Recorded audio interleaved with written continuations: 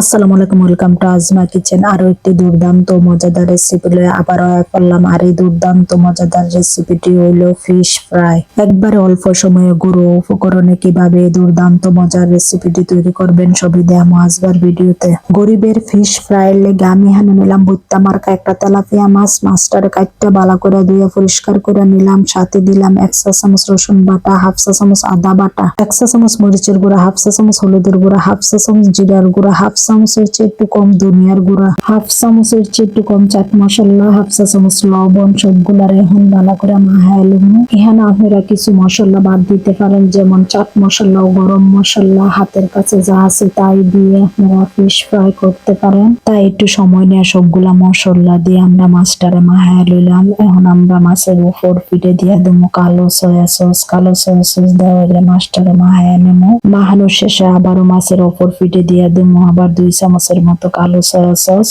এইভাবে আমরা 4-5 চামচ কালো সয়া সস দিয়ে দিলাম। কালো সয়া সস দেওয়ার পরে আবারও ভালো করে মাখায় নিলাম। মাখানোর শেষে আমরা 10 থেকে 15 মিনিটের লেগে রেস্টে রেখে দেবো। 10 থেকে 15 মিনিট পরে একটা মাটির পাহাড়ের মধ্যে আগে থেকে বোয়ানো একটা কড়াইয়ের মধ্যে দিয়ে দিলাম 1/2 কাপের মতো সাদা তেল। তেলটা যখন গরম হয়েছে তখন আমরা দিয়ে দেবো ভুট্টা মারা মাছটারে। যেহেতু মাটির পাহাড়ে আগুনের তাপ বেশি, তাই একটু প্রসেস করে মাছটারে কড়াইয়ের মধ্যে বোয়ায় দিলাম।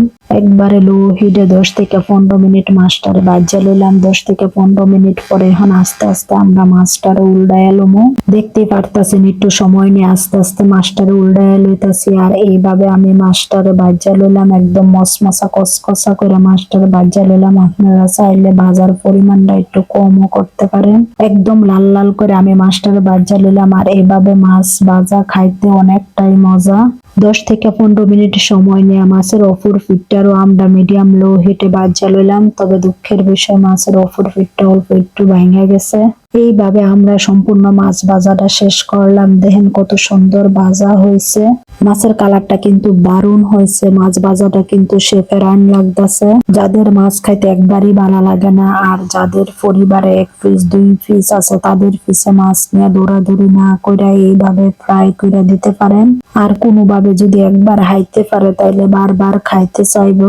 আর এইভাবে ফিশ ফ্রাই হইলো আমরা গরিবের ফিশ ফ্রাই। আশা করি ভিডিওটা হগলতেই ভালো লাগবে। ভিডিওটা ভালো লাগলে বেশি বেশি করে লাইক কমেন্ট শেয়ার করবেন। আর এখানে আমি একটু হায়া দেখাইতেছি যে এটার স্বাদ কেমন হয়েছিল। এটার স্বাদ কিন্তু শেফের আইন লাগছিল। মহোদয়নের লগে লগে গেলে মিশা গেছিল গা। যে যেখান থেকে ভিডিওটা দেখতেছেন হগলতের অনেক অনেক ধন্যবাদ। যে যে আনে আছেন অনেক বেশি ভালো থাকবেন। আজকে এই পর্যন্ত, আল্লাহ হাফেজ।